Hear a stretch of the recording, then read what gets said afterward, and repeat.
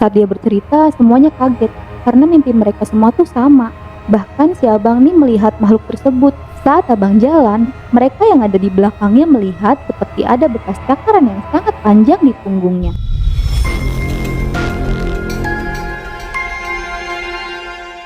Hai, Assalamualaikum everybody. Jadi kali ini aku mau bawain salah satu kisah viral di platform X. Dapat kos murah dengan fasilitas komplit, tapi malah jadi tumbal sama yang punya kos. Sebut saja namanya Zain. Nama tersebut udah kita samarin ya. Dulu saat Zain menjadi maba, Zain dapat kos yang sangat murah dengan harga 450.000. Dengan harga segitu, dia udah dapat fasilitas yang sangat lengkap termasuk wifi, listrik, dan air.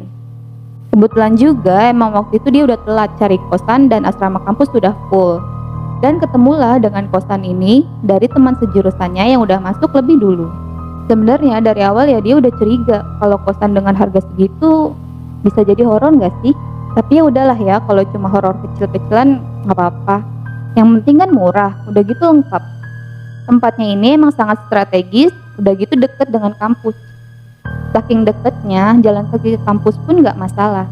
Model rumahnya emang jadul, kayak tahun 80-an. Beberapa ruangan terlihat usang, tapi selebihnya oke. Dalam satu rumah, terdapat 8 ruangan, 7 sudah terpakai, yang satunya ini digembok. Entah kosong, dijadiin gudang atau apa, tapi ya emang udah gitu aja gitu dari yang punya kosan. Kalau mereka intip dari jendela, sebenarnya sih nggak ada yang aneh, terlihat seperti kamar biasa dan nggak kayak gudang. Tapi entah kenapa itu digembok. Selama tinggal di situ semuanya normal-normal aja sih. Paling adalah gangguan-gangguan kecil, cuma nggak apa-apa lah ya. Gangguannya tuh kayak ada suara aktivitas di dapur, kayak ada yang lagi masak, terus ada ibu-ibu ngobrol. Tapi pas dicek ya nggak ada orang, nggak ada apa-apa. Bahkan kadang tuh pas tengah malam ada yang kayak sengaja mecahin piring. Terus kamar mandi yang kekunci sendiri dari dalam. Dan terdengar seperti ada yang lagi mandi, tapi padahal semua anak kos lagi nungguin di depan. Kalau udah kayak gitu tuh mereka bakal ngetok 3 kali dan bilang sama yang di dalam buat bergantian sama yang lain. Anehnya, abis kayak gitu tuh ya pintunya bisa kebuka, padahal nggak ada orang di dalamnya. Tapi kejadian kayak gitu tuh kayak udah rutinitas biasa sih setiap hari. Nah, ada satu kejadian yang membuat mereka semua memutuskan untuk pindah dari kosan tersebut setelah 1 tahun lamanya tinggal di sana. Jadi waktu itu ada satu orang yang datang mau ngekos. Kebetulan dia ngelamar kerja di kampus yang sama dengan Zain sebagai admin keuangan kampus. Sebut saja namanya Abang. Tapi sebenarnya penghuni kos yang lain tuh bingung, karena kan kamarnya sudah full semua, kecuali yang satu itu yang digembok sama ibu kos tanpa alasan. Ternyata si Abang ini dapat kamar kosan nomor 8 yang udah lama digembok oleh ibu kos. Kamar Abang ini memang lebih mahal karena lebih luas dari yang lainnya. Akhirnya si abang ini pun masuk dan berkenalan satu sama lain dengan penghuni kos lainnya. Zain dan teman-temannya pun memberi kiat-kiat sukses untuk tinggal lama di kosan ini. Juga memberitahu hal-hal yang akan terjadi di kosan ini, termasuk kejadian horor. Pada malam hari pertama si abang tinggal di sana, kegiatan dapur pun terjadi seperti biasanya. Dan sekarang harus lihat lagi kegiatan aneh di kamar mandi. Mereka menyuruh si abang mengetuk pintu kamar mandi untuk perkenalan. Dan ya seperti biasa, setelah diketuk, pintu itu pun terbuka. Sampai tepat si abang ngekos selama 2 minggu, akhirnya ibu kos balik ke rumah. Jadi ibu kos ini emang gak pernah kelihatan, sama sekali gak pernah terlihat setelah dia mengantar Zain dan yang lainnya room tour kosan. Dan ibu kos baru terlihat lagi setelah 1,5 tahun lamanya saat mengantar si abang masuk.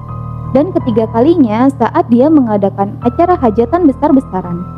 Anehnya nih ya, yang diundang tuh cuma anak kos-kosan aja. Mereka sih nggak mikir aneh-aneh ya, yang namanya diundang ya udah datang gitu. Siapa yang mau nolak makanan gratis? Ya jadi tanpa mikir macam-macam mereka pun datang makan di sana. Gak lupa mereka bungkus makanan buat di kosan. Makanan tersebut pun mereka simpan di kulkas dengan niatan untuk sarapan, juga bekal kampus. Zain ini mimpi. Dalam mimpinya itu dia kayak ngelakuin kembali rutinitas sebelum tidur. Dia sadar akan hal itu dan ngerasa aneh. Dalam hatinya bilang, lah kan tadi bukannya udah siap-siap mau tidur ya? Kok ngelakuin rutinitas tadi sih? Ya sudah tuh Zain lanjut tidur, kemudian dia membuka bajunya karena terbiasa tidur dengan bertelanjang dada. Gak lama kemudian, kayak ada yang gedor-gedor kamar Zain. Dia pun kaget, tapi gak berani jawab juga. Karena gedor-gedornya tuh kasar banget, gak kayak pada umumnya. Di situ Zen cuma bisa diam, tahan napas, lalu sembunyi ke dalam lemari. Gak lama kemudian Zen mendengar pintu kamarnya terbuka, disusul dengan suara langkah kaki yang berat, lalu mendenguskan nafas dengan berat. Dan si sosok itu pun bicara. Di mana yang lainnya? Zen benar-benar gak tahu itu tuh orang atau bukan. Bentuknya pun dia gak tahu kayak gimana. Dia cuma bisa berdoa dan berharap supaya bisa bangun. Entah udah berapa lama itu berlangsung, Zen merasa sudah sangat lama di dalam lemari.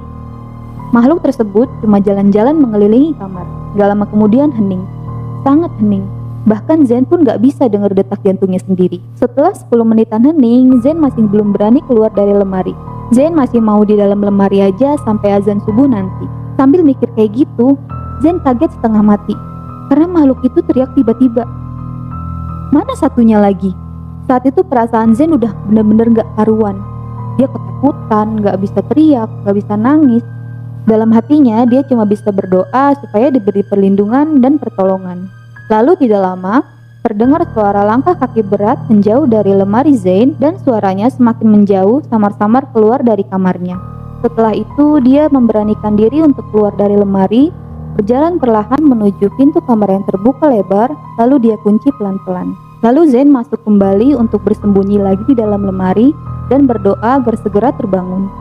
Alhamdulillahnya Zen terbangun saat mendengar azan subuh.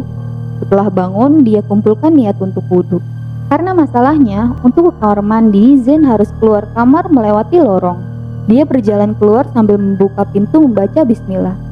Alhamdulillah tempat ini aman dan normal seperti biasa. Dia berjalan pelan sambil membaca doa untuk mengambil wudhu. Setelah selesai sholat, Zen pun bersiap-siap untuk ke kampus. Zen pun pergi ke dapur untuk menghangatkan makanan. Saat membuka kulkas, Zen sangat terkejut karena makanannya tuh udah busuk semua sampai menghitam. Maka dari itu, Zen buanglah makanan tersebut ke tempat sampah. Akhirnya Zen pun malah membersihkan kulkas tersebut karena memang jadi bau banget. Waktu Zen lagi bersih-bersih, teman-temannya pun satu persatu bangun. Dan yang terakhir si abang ini. Zen melihat mereka semua tuh udah kayak mayat hidup. Dia tanyalah kenapa. Mereka bercerita dimulai dari penghuni kamar nomor 1. Saat dia bercerita, semuanya kaget karena mimpi mereka semua tuh sama. Bahkan si abang nih melihat makhluk tersebut. Badannya tinggi besar, berbulu hitam, matanya merah menyala, kukunya tuh panjang banget sampai nyentuh lantai, dan giginya runcing semua. Dari semua deskripsi tersebut, mereka dapat menyimpulkan bahwa makhluk itu adalah genderuwo. Dari mereka berdelapan, 6 diantaranya hanya mendengar makhluk itu berbicara. Mana satunya lagi? Dan si abang sama teman Zen yang tinggal di kamar nomor 7 dengarnya ketemu. Tapi dari mereka berdua yang melihat makhluk tersebut tuh cuma si abang. Karena abang gak tahu mau sembunyi di mana. Sembunyi di lemari pun gak muat karena badannya yang gemuk. Jadilah abang melihat makhluk tersebut. Kata abang, makhluk itu cuma nyentuh keningnya dan bilang, ketemu, lalu pergi. Sampai di sini mereka kayak yang ya udahlah ya. Sembari menunggu sosok yang bikin mereka ngantri di depan kamar mandi setiap pagi. Kali ini, si abang lah yang berinisiatif untuk mengetuk pintu kamar mandi karena merasa yang paling tua. Saat abang jalan, mereka yang ada di belakangnya melihat seperti ada bekas cakaran yang sangat panjang di punggungnya. Gak berdarah sih, cuma cakarnya tuh jelas banget kayak luka yang mau sembuh. Mereka semua nanya ke abang, tapi abang pun gak tahu. Saat semua selesai mandi, mereka pun satu persatu pergi meninggalkan kosan. Si abang inilah yang pergi pertama karena memang dia karyawan dan tidak boleh telat.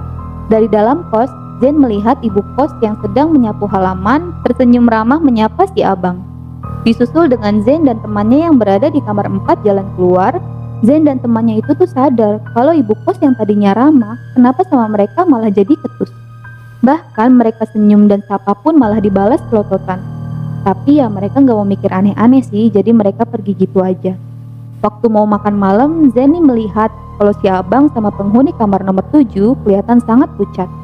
Zen pun tanya kenapa, tapi mereka berdua jawab gak tahu tiba-tiba demam. Sampai malamnya, entah kenapa si abang dan penghuni kamar kos ini tiba-tiba teriak kesakitan sangat kencang. Zen dan yang lainnya pun panik bingung gak tahu harus gimana. Mereka berdua kelihatan udah gak karuan banget, guling sana sini, meraung kesakitan, kepalanya sakit dan panas. Saking hebohnya malam itu, warga-warga pun terbangun dan langsung menolong mereka. Beruntungnya, ada salah satu warga yang bisa membantu proses ruqyah. Zain dan teman-temannya pun bantu membaca doa. Salah satu dari mereka menghubungi keluarga si abang dan penghuni kamar nomor 7 yang kebetulan tinggal di kota yang sama. Saat mereka sudah tenang, si abang dan penghuni kamar nomor 7 pun dibawa pulang. Dan bapak yang bantu tadi bilang ke teman Zain untuk cepat-cepat pergi dari kosan ini karena hidup mereka tidak aman dan terancam. Saat si bapak bilang seperti itu, Zain sempat melirik ke ibu kos yang lagi mandang mereka dengan tatapan benci. Setelah tenang, teman Zain memberitahunya untuk cepat-cepat keluar dari kosan ini. Tanpa pikir panjang, mereka mengemasi barang mereka masing-masing. Selesai mengemasi barang, mereka langsung pergi dari kosan tersebut tanpa berpamitan dengan ibu kos dan menginap di kosan teman mereka masing-masing. Beberapa waktu berlalu, saat Zain naik ke semester 5, dia dan teman-temannya mendapat kabar bahwa si abang sudah meninggal. Info ini mereka dapatkan dari salah satu postingan kampus mereka. Dan kosan ibu itu pun masih aktif, masih ada juga yang tinggal di sana. Cuma Zain kasih tahu ke teman-teman kosan tersebut untuk tidak menerima makanan apapun dari ibu kos. Zain juga menginfokan bahwa penghuni kamar nomor 7 sudah meninggal setelah berjuang melawan penyakitnya. Gimana? Kalau kalian kira-kira mau gak sih tinggal di kosan yang murah, tapi malah dijadiin tumbal sama yang punya kosan? Terima kasih yang sudah menonton video ini. Jangan lupa like, komen, dan klik subscribe untuk dukungannya pada channel ini. Wassalamualaikum warahmatullahi wabarakatuh.